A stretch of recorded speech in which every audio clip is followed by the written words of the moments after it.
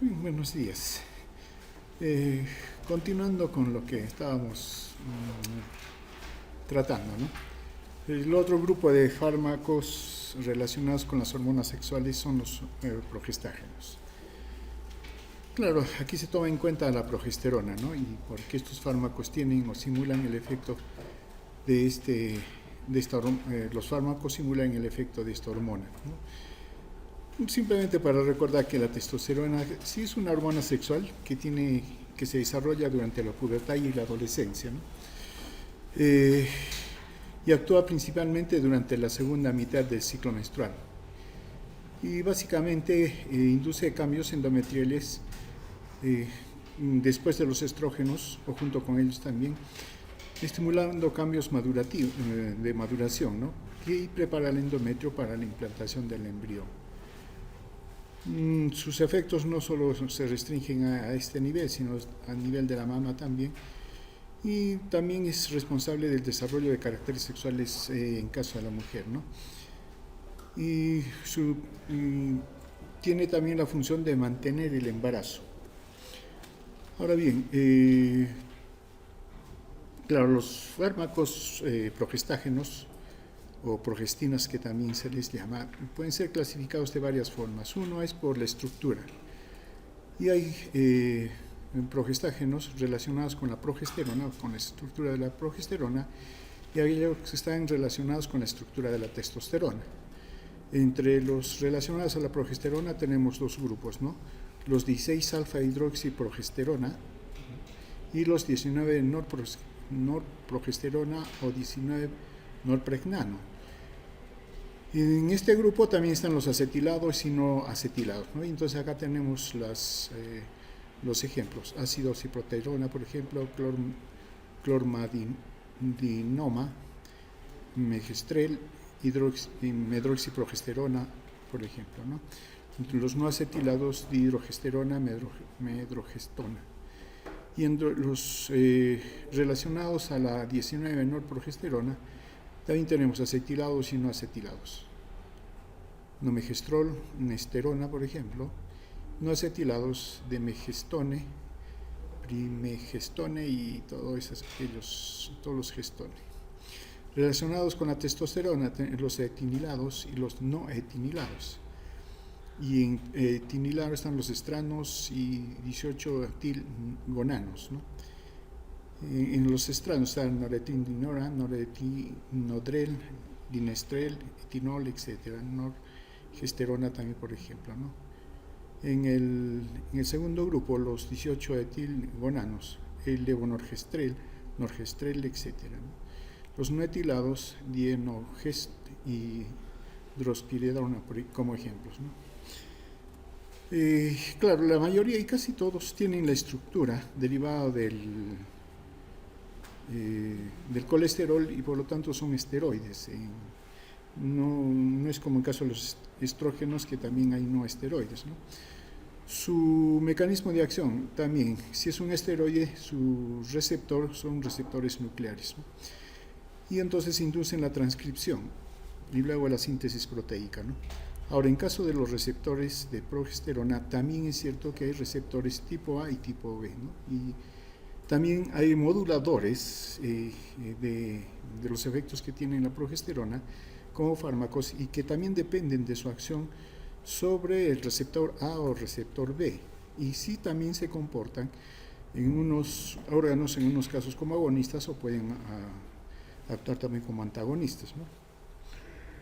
En términos generales, si bien es cierto, todos estos fármacos tienen una relación más a la progesterona, entonces como que tienen un comportamiento más homogéneo que el caso de los esteroides, ¿no?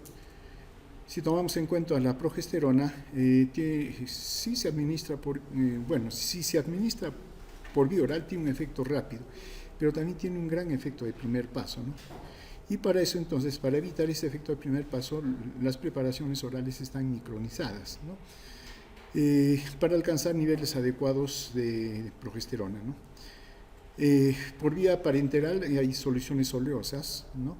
También presentaciones de gel vaginal, dispositivos intrauterinos de liberación lenta, y con y básicamente son ésteres para aplicación por vía intramuscular. En cuanto a su distribución, se fijan en albúmina y también son transportados por las globulinas y unión hormonas sexuales. Ahora bien, la progesterona se degrada a pregnandiol y este se conjuga con el ácido glucurónico y se elimina por vía renal como glucurónico de pregnandiol. Y tiene y depende la cantidad de pregnandiol que se elimina dependiendo de la secreción o la producción de testosterona. En la fase estrogénica, por ejemplo, de pregnandiol se elimina 1 miligramo por día. En la fase progestacional 2 a 5 miligramos por día y en la fase final del embarazo 50 a 70.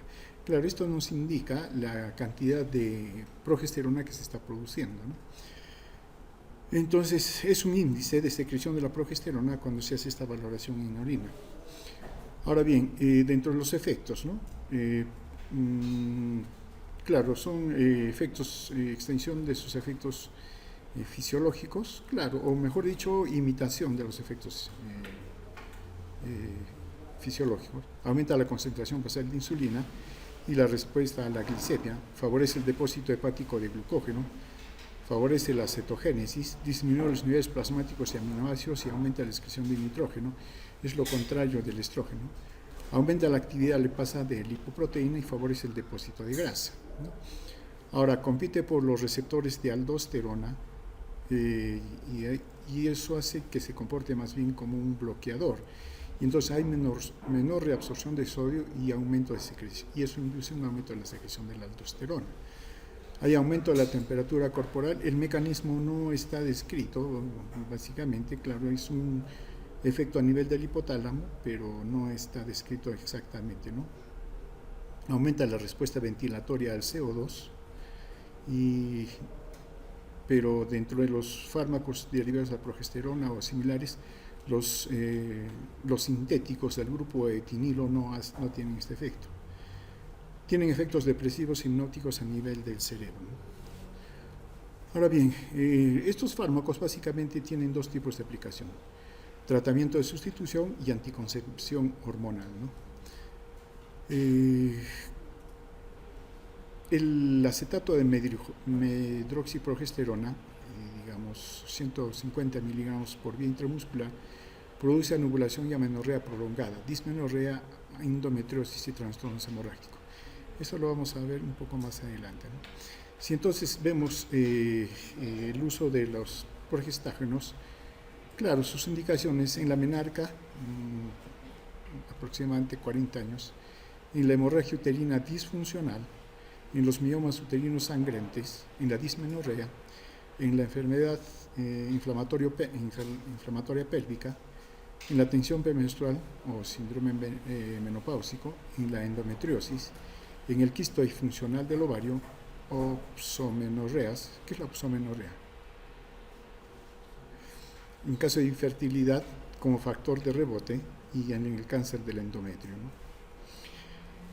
En cuanto a sus efectos adversos, bueno, está la somnolencia, sensación vertiginosa, 1 a 3 horas tras la ingestión del producto, y también esto causa problemas gastrointestinales, ¿no? Administrado por vía tópica vaginal, no se ha descrito tolerancia local, tampoco se ha descrito efectos generales, ¿no? Y cuando se administra de esta manera, no se ha detectado somnolencia ni la sensación vertiginosa fugaz que a veces se observa por vía oral. Ahora bien, en términos generales, la dosis terapéutica que se utilizan de estos fármacos es 50 veces inferior a la tóxica, ¿no? Para causar una toxicidad aguda. Y por lo tanto, entonces uno tendría que dar altas dosis, ¿no? 100 miligramos para que, bueno, uno esté en dosis tóxica. Eso significaría grandes dosis, ¿no? Y actualmente los preparados más bien van a reducir, ¿no? La mini píldora, por ejemplo, a reducir la cantidad de fármaco que se está dando, entonces evitar estos efectos, ¿no? Estos efectos que estamos mencionando desaparecen con la supresión del medicamento, por lo tanto son reversibles, ¿no? Contraindicaciones: el uso de la progesterona en el sangrado vaginal, que no está diagnosticado, entonces hay que Si bien es cierto, hemos mencionado que se puede utilizar para esto, primero hay que saber el motivo, es que es una valoración. Vía oral, cuando hay alteraciones graves de la función hepática, historial de desórdenes tromboembóticos, hipersensibilidad conocida, claro, obviamente, carcinoma de mama o de los órganos de reproducción, porfiria. ¿Qué es la porfiria? ¿Hay porfiria en nuestro medio? Hay que buscarlo. Cuadros depresivos, el síndrome de rotor o síndrome de Dubin-Johnson. ¿Qué es el síndrome de Dubin-Johnson?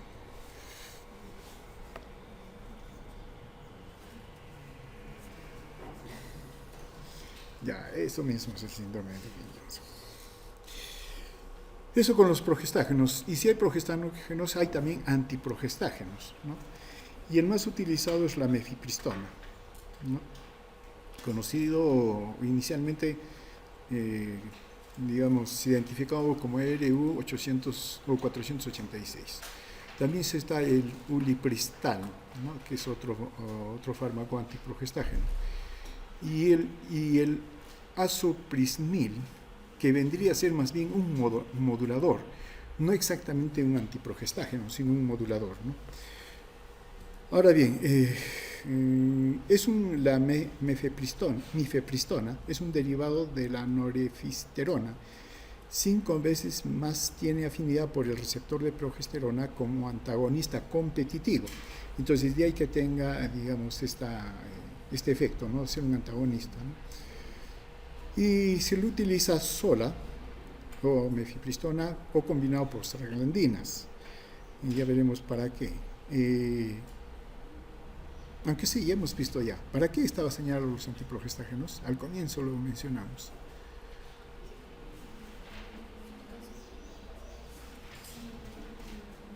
Para interrupción del embarazo, ¿no? Claro, se dice para el aborto médico. Claro que otros, esa parte de médico lo borran, ¿no?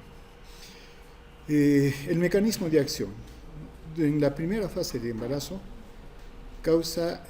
lo que hace es una vasoconstricción y una reducción de los vasos del endometrio. Y esto hace obviamente que todo el endometrio, la capa que se ha desarrollado, regresione. No regresione, sino simplemente se queda sin sangre, sin irrigación, y esto deriva a que simplemente ya no sea funcional. Y si ha habido la implantación, se queda con el aporte necesario y, claro, sale, ¿no? Claro, esta vasoconstricción hace de que haya una necrosis temporal del endometrio y impide la formación del cuerpo lúteo, ¿no? En la fase tardía del embarazo afecta al miometrio provocando contracciones uterinas y esto hace que se expulse el feto, ¿no? En la posmenopausia tiene un débil efecto progestágeno y estrogénico a lo largo con el tiempo, ¿no? Y también tiene el efecto, estos antiprogestágenos, de ser bloqueadores de los receptores de los glucocorticoides. Y eso es lo otro que hay que tomar en cuenta cuando se utilicen estos fármacos, ¿no?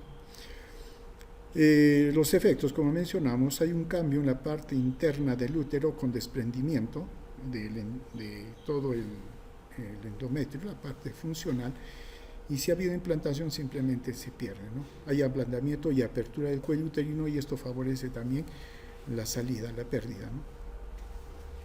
Y por otro lado, sensibiliza los efectos de las prostaglandinas. ¿Qué prostaglandina tiene que ver con el útero?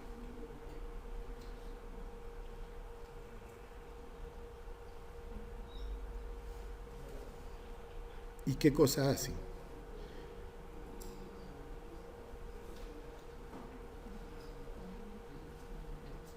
Prostaglandina E2.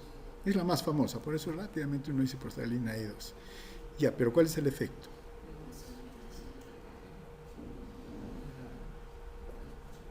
Es contracción del músculo uterino. Y al haber contracción, claro, si se induce eso y hay embarazo, se induce la eliminación, ¿no? del producto. Por eso que la mifepristona es utilizada para el aborto junto con un simulador de prostaglandina. Y es bien conocido ese fármaco.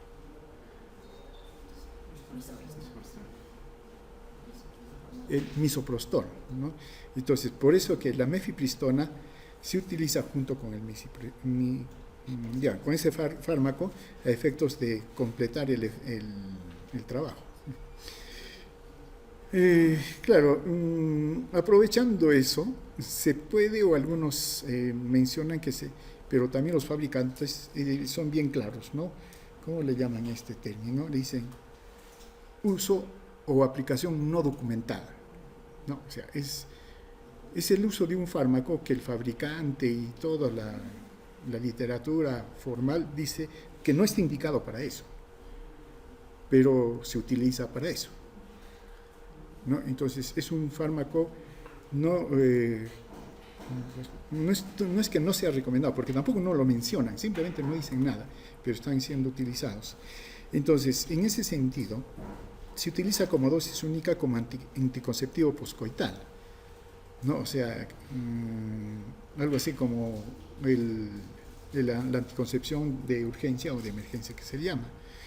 Claro, está para la inducción del aborto, inducción de los óvitos también, de óvito fetal. Efectos adversos de la mifepristona: dolor pélvico, calambres, parestesias en piernas, sangrado vaginal, claro, obviamente, náuseas, vómitos, diarrea, escalofríos, fiebre, ¿no? Sensación de cansancio, ansiedad, palpitaciones, claro. Depresión respiratoria, sobre todo cuando hay dosis altas. Y sí, hay un riesgo, ¿no?, que se ha establecido de 1 en 100.000 cuando se utiliza este fármaco, porque finalmente se está interrumpiendo el embarazo y eso puede estar complicado, no está simplemente, es decir, que salga el producto y listo, ¿no? Entonces, básicamente los antiprogestanos son utilizados para el aborto, para la inducción del parto, en el parto cuando ya está hacia el final, en caso de leiomiomas endometriales y también en cáncer de mama. Bien, eso con respecto a estrógenos y progestágenos. Ahora bien, teniendo en cuenta tanto a los estrógenos como los progestágenos, un gran uso que se hace de ellos es con los métodos anticonceptivos, ¿no? Entendiendo al método anticonceptivo a cualquier forma de impedir la fecundación o la concepción, ¿no?, al mantener relaciones sexuales, ¿no? Otros le llaman contracepción o anticoncepción, bueno, pero el sentido es ese, ¿no? Claro, el sentido es evitar, ¿no? Y porque cuando ya está el embarazo y se induce, eso ya es aborto. Y ahí hay gran discusión con respecto al mecanismo que estos fármacos, actúan con la intención de que sí sea un efecto anticonceptivo, pero no siempre se comportan de esa manera. Ahora, los métodos anticonceptivos son de varios tipos, ¿no? Pero nosotros nos dedicamos por el momento a estos anticonceptivos o anticoncepción hormonal. Y sí tenemos hormonas en ese sentido y que pueden ser utilizadas por vía oral, inyección intramuscular, dependiendo del método. Las hormonas que son utilizadas para la anticoncepción poscoito, y también se tiene dispositivos intrauterinos que liberan estas hormonas lentamente para evitar, el embarazo, como es el caso del levonorgestrel, ¿no? Ahora bien, si hablamos de este tipo de anticonceptivos, hay dos grupos básicamente: los anticonceptivos combinados. Eso implica que se combina tanto estrógenos como progestágenos. Generalmente este tipo de métodos combinados son orales, pero también inyecciones mensuales, y también dispositivos como el anillo vaginal y el parche transdérmico. Y los anticonceptivos solos, o sea, no combinados en todo caso, que principalmente están formados o están compuestos por progestágeno. Entonces, se tiene aquí otro grupo, ¿no? También hay sí preparados orales con progestágeno solo. La mayoría de estos métodos utiliza más bien la vía intramuscular o la vía transdérmica, ¿no? También hay presentaciones para implantes subdérmicos que más bien son de acción prolongada junto con progestágenos inyectables, y también hay un anillo vaginal que está compuesto de un progestágeno y que también sirve para anticoncepción de largo tiempo, digamos, ¿no? Ahora bien, dependiendo de la forma en que se administra la anticoncepción, puede ser clasificado como monofásico, o sea, una sola fase, que generalmente está compuesto por dosis fijas, tanto de estrógenos y progestágenos, ¿no? Y se va administrando, ¿no? Y entonces son fijas, y digamos, el paquete, que así se le llama, es mensual y consta de 21 tabletas. Todas tienen la misma cantidad de estrógenos y progestágenos, ¿no? Y 21 tabletas significa 21 días y dejando 7 días libre, ¿no? Libre, sin administración, solo que a veces la presentación trae 28 píldoras, pero las 7 últimas o son inertes simplemente, o tienen alguna vitamina, algún compuesto, ¿no? Pero no tiene compuesto hormonal. ¿Eso para qué? Para que la persona no pierda el hábito de tomarlo, ¿no? Porque como hay 7 días de descanso, ya pues se pasa, y en el 10º día, 12º día, se acuerda, ¿no? Tenía que haber empezado esto. Entonces, claro, es solamente una forma de presentarlo para, digamos, facilitar o recordar el cumplimiento. Están los bifásicos, que significa entonces que se administran estos fármacos en 2 fases, en 2 momentos, ¿no? Sí, también hay de los 2 estrógenos, que hay también formas, ¿no? Estrógenos que la cantidad es constante, pero la mayoría, sea que el estrógeno sea constante y disminuye, pero la mayoría de los progestágenos van aumentando. La dosis es menor en la primera mitad del ciclo y en la segunda mitad es mayor, ¿no? Más o menos tratando de imitar el ciclo menstrual, ¿no? Los trifásicos también, ¿no? Están formados por estrógenos y progestágenos, y en este caso los estrógenos aumentan hasta la mitad del ciclo para disminuir el sangrado, y los progestágenos van aumentando. Pero acá, por ejemplo, está dividido en 3 partes, ¿no? 7 días, ¿no? Entonces, básicamente la intención es disminuir los estrógenos y aumentar los progestágenos, también tratando de simular lo más posible al ciclo femenino. En estos 2 casos, como se trata de imitar el ciclo, las dosis de los estrógenos y de los progestágenos es mucho menor que en los monofásicos, ¿no? Entonces, esa ventaja tienen, y de ahí que, bueno, se tenga que elegir el más adecuado en caso de la mujer, ¿no? Claro, hay con bifásicos, que se le llama, primeras 14 tabletas de estrógenos, 5 combinación de estrógenos progestágenos, pero en la práctica no se emplean este tipo de, digamos, de método o forma de administrar, ¿no? Más es sí, experimental, no podemos decir experimental, ¿no? Porque tampoco se hace eso. Bueno, acá hay algunos esquemas, ¿no? El monofásico, 21 tabletas, total 28 píldoras, que se administran de manera continua, ¿no? Bifásico, el estradiol, que va de 30 a 40 microgramos, que va aumentando. El desogestrel va de 25 a 15 miligramos, ¿no?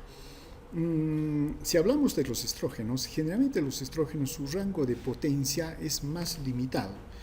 O sea que como que sus efectos no son tan variables en potencia como sí lo son los progestágenos.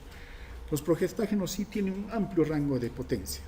Entonces, lo que más varía en estos métodos, o no, en las presentaciones, las concentraciones van a depender, o la variación de concentraciones más está en los progestágenos que en los estrógenos. Y generalmente en este tipo de métodos, el etinilestradiol es el estrógeno más utilizado, ¿no? Está el trifásico, ¿no? Que, por ejemplo, utiliza el etinilestradiol en 30 microgramos, el etinilestradiol de 30 microgramos. 2 alternativos, con levonorgestrel de 50, 75, 125, y el gestodeno, por ejemplo, 50, 70, 100 microgramos. Como pueden ver aquí hay, bueno, todavía son similares, ¿no? Pero hay variaciones muy en cuanto a la potencia de estos estrógenos. Si tomamos en cuenta la píldora trifásica, ¿no? Claro, como mencionamos, tiende a imitar el ciclo femenino, ¿no? Porque durante el crecimiento del óvulo y el ovario se produce cantidad alta de estrógenos y muy poca progesterona. Durante la expulsión del óvulo aumenta en el útero los niveles de las hormonas y prácticamente están equilibrados, ¿no? Y hasta que se produce la menstruación, más bien donde aumenta sustancialmente la progesterona, ¿no? Entonces, si uno compara estos cuadros, entonces uno se da cuenta, ¿no? Y sí, las presentaciones en este caso usualmente son de 3 colorcitos, ¿no? Para también ir llevando, digamos, la cuenta de, digamos, en este caso 7 días, ¿no? Y sí, más bien aquí la persona tiene que ser muy cuidadosa en tomarlo en el orden que está mencionado, ¿no? Tiene que seguir el orden. No es posible que, bueno, por alguna razón jala esta tableta, porque interrumpiría el ciclo, ¿no? Que se está tratando de inducir. Entonces tiene que seguir el orden y eso sí, ya está establecido. Si uno ve estas tabletas de 3 colorcitos, ya pues un método trifásico, ¿no? Si encuentra 2, es bifásico. Y si es uno solo, se entiende que es monofásico, ¿no? Ahora bien, claro, la ventaja de estos métodos bifásico y trifásico es bajas dosis del principio activo, ¿no? Tratando de desarrollar un balance hormonal suave y escalonado que imita el ciclo fisiológico en la mujer. Están considerados como altamente eficaces y muy seguros y escaso de efectos secundarios. Y tiene otros efectos, por ejemplo, entre ellos la reducción de la grasa facial, por lo que puede ser indicado en tratamiento inclusive de mujeres que tengan problemas de acné, pero acné leve o moderado, no grave. Y esta píldora, en caso de la trifásica, claro, la intención es disminuir significativamente los efectos secundarios, ¿no? Y como mencionamos, los envases son de 3 colores para que se vaya tomando en cuenta la administración, ¿no? 6 píldoras, por ejemplo, de primera fase contienen 30 microgramos de estrógeno y 50 de progesterona. 5 píldoras segunda fase contienen 40 microgramos de estrógeno y 75 de progesterona. Y 10 pastillas de la tercera fase contienen 125 microgramos de progesterona y 30 de estrógeno, ¿no? Va disminuyendo. Ahora bien, definitivamente los anticonceptivos hormonales, las presentes en la composición, sí es variable, ¿no? Si tomamos en cuenta los comprimidos, claro, el etinil estradiol es el más común, pero el que más varía es el progestágeno, ¿no? El anillo vaginal también tiene etinil estradiol y tiene etonorgestrel. Ese es un ejemplo, ¿no? El parche transdérmico, etinil estradiol, norelgestromina, ¿no? Generalmente está con ello. Los implantes subcutáneos, más bien, sobre todo están formados o compuestos de progestágenos, ¿no? Generalmente los métodos anticonceptivos que son de largo tiempo, 3 meses, 3 años, 5 años, esos ya no son combinados, sino básicamente están formados principalmente por progestágenos, no principalmente, sino por progestágenos, ¿no? Claro, en términos generales, cuando se administran este tipo de métodos, ahí sí hay reacciones adversas, ¿no? Claro, si tomamos en cuenta, por ejemplo, algunos casos, tenemos infecciones que pueden ser sobre todo con los dispositivos, ¿no? El anillo, los parches, etc., ¿no? Trastorno del sistema nervioso, la mayoría tiene esos efectos adversos, ¿no? Trastornos gastrointestinales, los combinados, náusea, en realidad casi todos ellos tienen ese problema. Trastornos psiquiátricos, ánimo depresivo, sobre todo los anticonceptivos combinados, trastornos del aparato reproductor, inclusive las mamas, sensibilidad mamaria, dismenorrea, trastorno menstrual, secreción. Claro, sobre todo los métodos combinados, monofásicos, bifásicos, trifásicos, tienden a imitar el ciclo. Entonces, una vez que se interrumpe, hay el sangrado, ¿no? Digamos una menstruación. pero suele ser más abundante que el normal, y ese es un problema, ¿no? Y a veces, claro, eso no es tolerado por la paciente y es un motivo, un problema para la aplicación, ¿no? Pueden dar lugar a trastornos de la piel, tejido subcutáneo, el acné sobre todo, con estos preparados de largo tiempo a base de progestágenos, trastornos musculoesqueléticos de tejido conjuntivo, en los casos de los parches, espasmos musculares, trastornos generales con alteración en el lugar de administración, están los parches, ¿no? Y otros como aumento del peso, sobre todo el de los anticonceptivos de largo tiempo, ¿no? Y molestias, sobre todo en los dispositivos, ¿no? Dispositivos intravaginales, y uno de ellos puede ser la expulsión. Bien, claro, como mencionamos, las píldoras la mayoría tienen combinaciones de estrógenos y progestágenos, ¿no? Ahora bien, ¿cuál es el mecanismo de acción, ¿no? Claro, hay 3 mecanismos de acción que se consideran que en diferente medida, digamos, explican el porqué del efecto anovulatorio, inhibición, ¿no? Primero, una acción anovulatoria, y esto básicamente, por ejemplo, debido a que los niveles altos hacen que la glándula pituitaria libere hormona luteínica, claro, y esto hace que aumentando la hormona luteínica se libere el óvulo, entonces hay una ovulación. Pero en caso de una administración de estrógenos, ahora sí, antes al inicio se daban altas dosis, ¿no? Pero ahora se dan bajas dosis porque el efecto es lo mismo, ¿no? Entonces, estrógenos a bajos niveles, en caso de la píldora, impiden que la pituitaria libere la hormona luteínica. Y si no hay hormona luteínica, entonces no hay ovulación, ¿no? Esa es la base de esto, ¿no?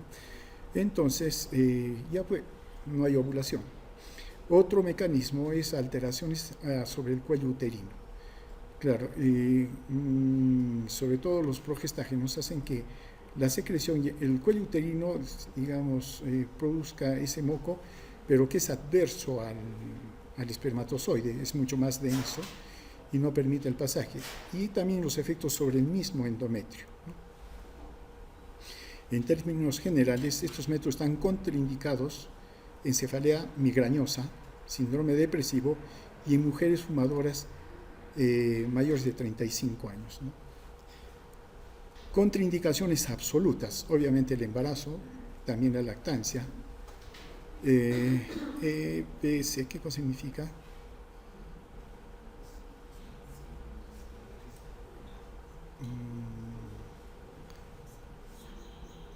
Embolia, que si no me equivoco esa es embolia. Tromboflebitis, enfermedad coronaria obstructiva, cáncer de mama, neoplasias, estrógeno dependiente, hiperlipemia, hipertensión arterial sistólica mayor a 160, hipertensión básicamente 160, 110 por ejemplo, diabetes, diabetes mellitus con enfermedad vascular, hemorragia genital anormal no diagnosticada, trastornos de la función hepática, sean agudos o crónicos, cefalea con síntomas neurológicos, en realidad la migraña, ¿no? Claro, estos anticonceptivos orales están compuestos por hormonas, estrógenos y progestágenos, ¿no? La correcta utilización señala que tiene una eficacia del 99% y algunos indican 99.99%, con una falla de 0.1%. Bueno, supongamos, ¿no? No, 0.01%. Claro, como mencionamos, según la combinación son monofásicos, bifásicos, ¿no? Su presentación en, digamos, paquetes o blister de 21 o 28 días dependiendo, ¿no? El mecanismo de acción que habíamos mencionado. Claro, estos tienen ciertas ventajas, de ahí que se utilizan, ¿no? Comodidad en el uso, alta eficacia, absorción uniforme todos los días, bajo costo, ¿no? Y puede suspenderse de manera inmediata, baja incidencia de efectos colaterales y muy baja carga hormonal en caso de las últimas presentaciones que están viniendo, ¿no?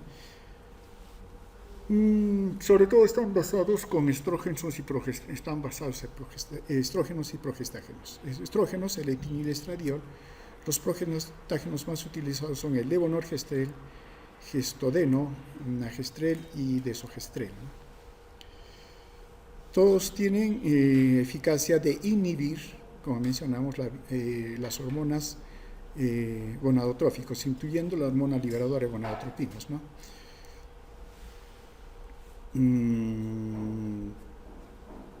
Claro, otra forma que se les ha dado uso a los anticonceptivos es también para regular el ciclo menstrual. Y en caso de que mujeres son muy irregulares, digamos, y les trae problemas o hay incomodidad en este tipo, ¿no? Entonces lo que se hace generalmente es darle, digamos, instalar un método anticonceptivo, pero en este caso lo más posible a un ciclo normal. Se le mantiene tres ciclos, ¿no? Y se le retira.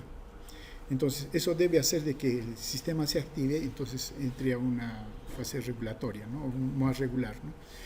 Esa es otra forma en que también se pueden utilizar estos anticonceptivos. Dentro de las reacciones adversas, ¿no? Infección vaginal, porque hay una alteración hormonal y eso afecta a nivel de la mucosa vaginal, aumenta el riesgo de cáncer de cervix, aumenta el riesgo de cáncer de mama, aumentan las transaminasas y ahí la contraindicación con respecto al hígado, retención de líquidos que cursan con edemas, aumento de tejido adiposo a nivel subcutáneo, trastornos del sistema nervioso central, depresión, cefalea, irritabilidad, ¿no? Cuando se administra entonces estos métodos anticonceptivos, sobre todo los orales, hay que estar atento a este tipo de problemas. Bueno, están las píldoras, ¿no? Dentro de las presentaciones está el levonorgestrel 150 microgramos y etinilestradiol 30 microgramos, ¿no? Alternativa desogestrel 150 microgramos y etinilestradiol 30 microgramos. Como mencionamos, la efectividad 99 o 99.99%, ¿no? Claro, el índice de efectividad de PEAR, que fue un mecanismo o un método para evaluar su efectividad, pero no es, digamos, simplemente se hace por estadística ahora, ¿no?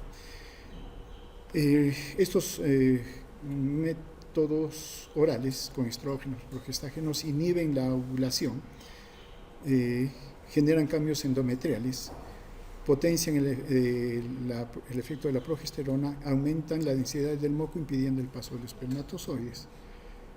Y bueno, el método de uso, ¿no? Iniciar en los primeros 5 días del ciclo, tomar diariamente a la misma hora y se inicia el siguiente ciclo 7 días después del descanso, ¿no? Efectos secundarios: cefalea, mareo, náuseas, vómitos, mastalgia, cloasma, ¿no? Habitual, esto se presenta más o menos en 3 meses, ¿no? Entonces, si digamos no es muy intenso y es tolerable, se mantiene, ¿no? Y a los 3 meses ya se va controlando.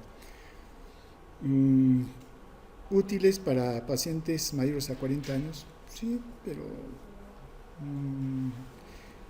en fumadores se puede administrar menores de 35 años en caso de obesidad, diabetes tipo 1, tipo 2, sin enfermedad vascular, y inclusive desarrollo de ciertas neoplasias que están catalogados como niveles 2, 3, ¿no? Aún en estos casos se puede dar esto. Debe evitarse más bien en fumadores mayores de 35 años, problemas hepáticos como cholestasis, y también el uso concomitante con anticonvulsivantes o antibióticos.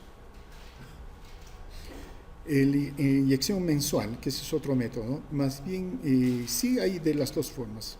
Uno es el acetato de medroxiprogesterona, 25 miligramos, el cipionato de estradiol, o puede ser el enantato de noretristerona y valerianato de estradiol, ¿no? Que vendría a ser. Son presentaciones, digamos, en este caso serían combinados, ¿no? Su efectividad también se considera alto, 99%, uso adecuado, inhiben la ovulación, generan cambios endometriales, potencian el efecto de la progesterona y aumentan la densidad del moco, básicamente lo mismo que los orales, ¿no? Modo de uso, es la primera inyección entre los 5 primeros días del ciclo, ¿no? También después de, digamos, si se utiliza después de un aborto, se administra inmediatamente, ¿no? Y se va administrando cada 30 días, ¿no? Y más o menos 3 días, digamos, de tolerancia o de rango, ¿no? Efectos secundarios: cefalea, mareos, náuseas, vómitos, nostalgia, cloasma, ¿no? También puede haber amenorrea digamos, por la forma en que se administra, ¿no? Es una dosis de mantenimiento constante, ¿no? Estos problemas también se presentan habitualmente en los 3 meses, ¿no? Y tienen las mismas recomendaciones que los orales. Están los métodos trimestrales, inyección cada trimestre. Sobre todo, ya más bien, como es muy más largo, ya no se entran los combinados, sino los que están en base de progestágenos, como es el caso de las inyecciones trimestrales con medroxiprogesterona, ¿no? Y sí se pueden dar en mujeres que están en periodo de lactancia inclusive, ¿no? Y en aquellas mujeres que son intolerables a los estrógenos. Indicaciones, claro, porque solo tiene progesterona en pacientes que estén en un periodo de lactancia, en pacientes intolerantes a estrógenos. Su efectividad también se considera alta, ¿no? En la primera inyección intramuscular en cualquiera de los primeros 5 días del ciclo, ¿no? Y después cada 3 meses se administra. Efectos secundarios que suelen presentar: irregularidad, amenorrea, cefalea, mastalgia, aumento de peso. Es un problema para la mujer en este caso. Tiene las mismas recomendaciones para orales y sobre todo hay que tener mucho cuidado con trombosis venosa, mejor no administrar, ¿no? Claro, hay que hacer un seguimiento. La primera cita a los 3 meses de inicio, citas posteriores solamente en caso de duda, ese tipo de cosas. Ahora, el implante subdérmico, ¿no? Está formado por, sí, hay presentaciones con etonorgestrel, levonorgestrel, ¿no? En diferentes, ¿no?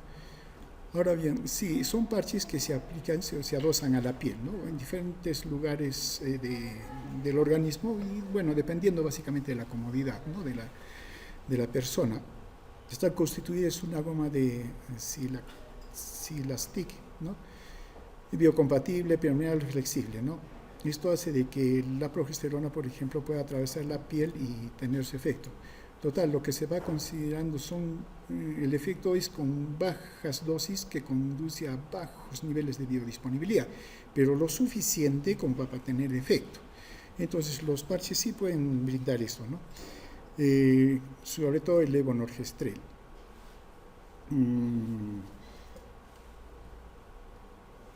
Está el implante subcutáneo, ¿no? El implante subdérmico. No, ya, lo que estamos mencionando es para el parche, pero bueno, acá estamos hablando del implante. El implante más bien son estas cánulas que se colocan debajo de la piel, ¿no? Aquí. Estos implantes son pequeñas cánulas de material inerte debajo de la piel, ¿no? Y tiene un componente hormonal, la progesterona. Se libera cantidades pequeñas de áreas suficientes para inhibir la ovulación y eso hace que haya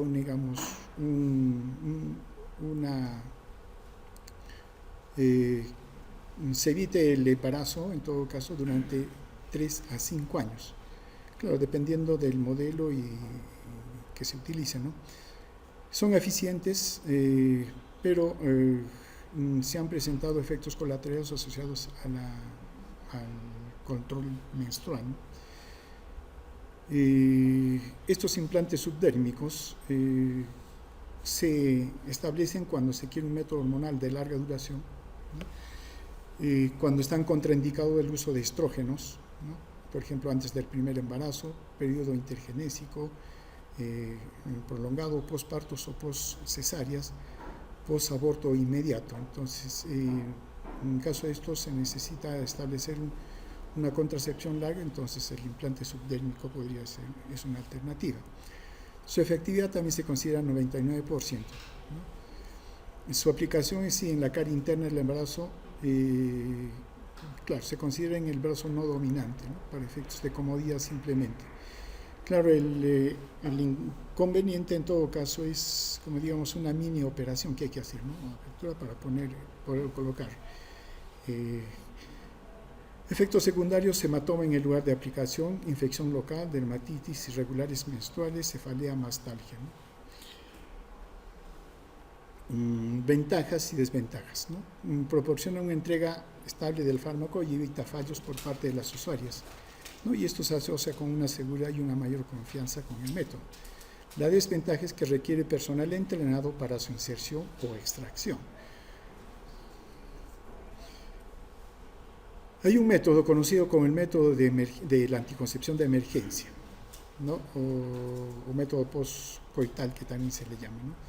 Y básicamente es el uso del levonorgestrel, que se administra básicamente en 2 dosis, de 0.75 miligramos de levonorgestrel cada 12 horas, 2 dosis. También está el método de una dosis, 1.5 miligramos de levonorgestrel en dosis única. Si se dan cuenta, las dosis acá son bien altas, ¿no? Y comparado con los otros métodos, que son en microgramos. Claro, esto es lo que se llama la anticoncepción de emergencia, ¿no?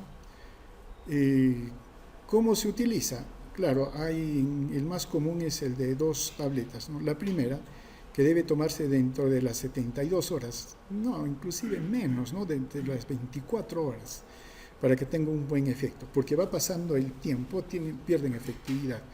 Y aún así, en el mejor de los casos, la efectividad se ha evaluado entre un 60-70%. No es que ya lo doy mañana mismo y tengo 100%, no. Aún así, si hicieran eso, la posibilidad, la seguridad es ese rango de 60-70%. La segunda pastilla debe tomarse 12 horas después de la primera, ¿no? Básicamente están formados por levonorgestrel. Ahora, ¿cómo actúan este método, no? Uno impide la ovulación al inhibir la acción de las hormonas de la hipófisis. Actúa sobre el moco cervical y dificulta la sobrevida del espermatozoide en el útero, en el endometrio, ¿no? Entonces, digamos, tendría esos 2 métodos. Pero uno piensa, ¿no? Si la relación ha sido, digamos, el día anterior, ¿en cuánto tiempo fecunda el espermatozoide al óvulo? 10 días.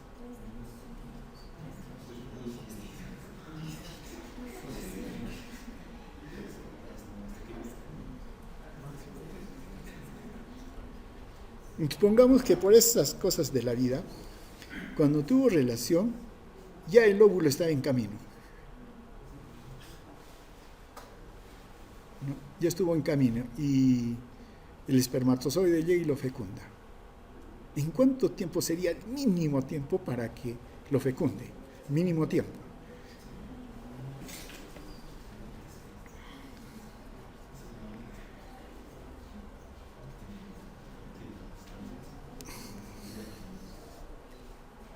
Son horas.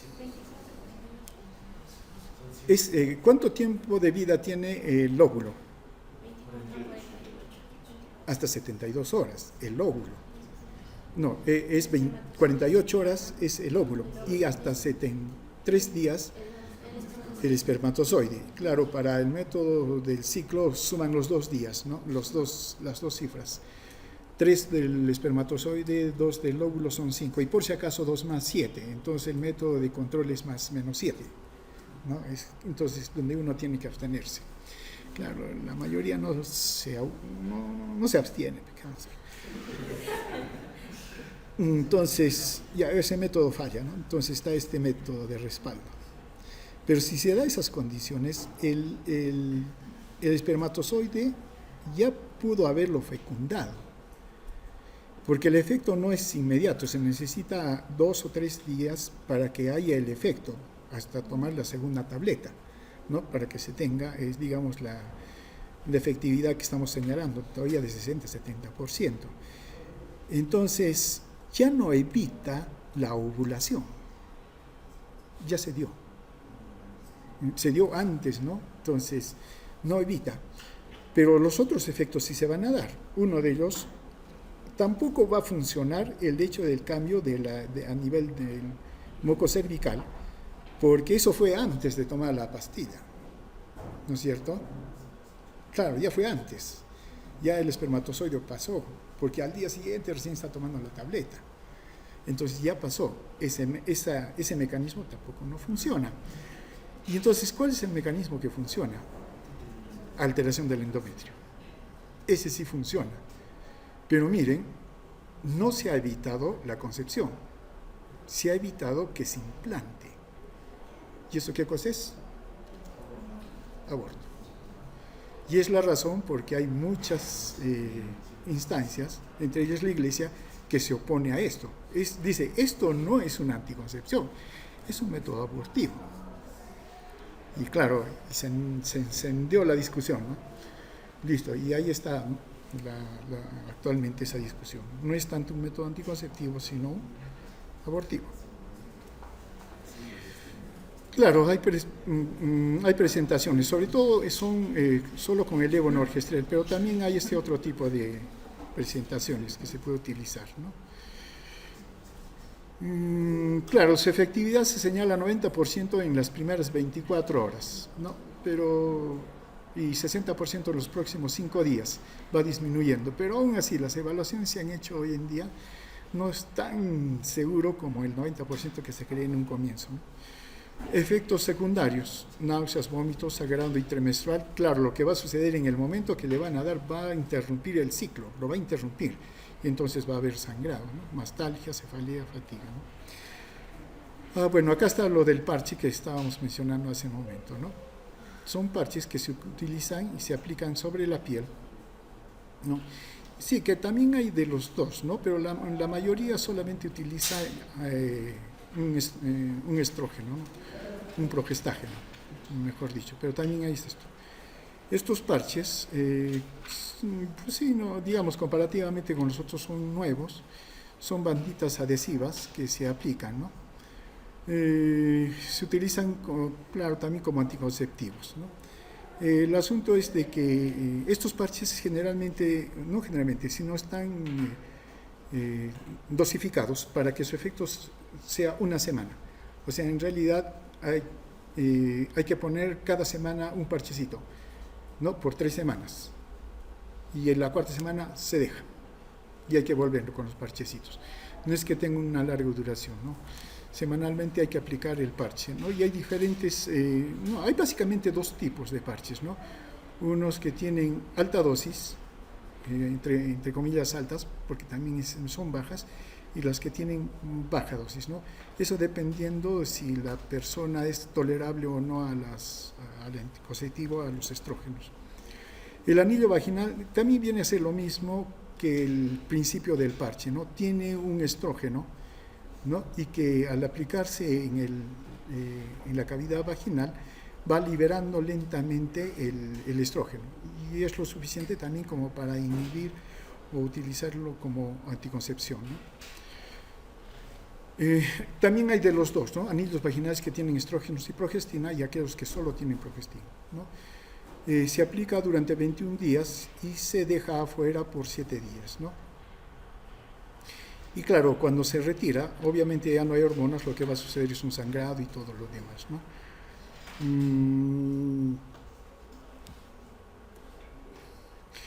Y algunos comentarios con respecto a los anticonceptivos, ¿no? Antes de esto, también hay dispositivos intrauterinos que tienen progesterona y que se pueden aplicar dentro del útero, digamos de manera similar como la T de cobre, ¿no? Pero no es T de cobre, sino son dispositivos intrauterinos que liberan lentamente la hormona levonorgestrel, por ejemplo, ¿no? Y se puede utilizar también ese método. Ahora, la T de cobre, su efecto más bien es porque induce un efecto inflamatorio en el endometrio, y eso hace que rechace cualquier, digamos, rechace si es que hay una implantación, ¿no? Pero es por el método o por ese efecto antiinflamatorio, o efecto inflamatorio, mejor dicho, ¿no? Ahora bien, con respecto a los anticonceptivos, ¿no? Si bien es cierto, estos métodos anticonceptivos han mejorado la calidad de vida, bueno, se han reportado efectos negativos, ¿no? En relación sobre todo a la supresión hormonal a largo tiempo.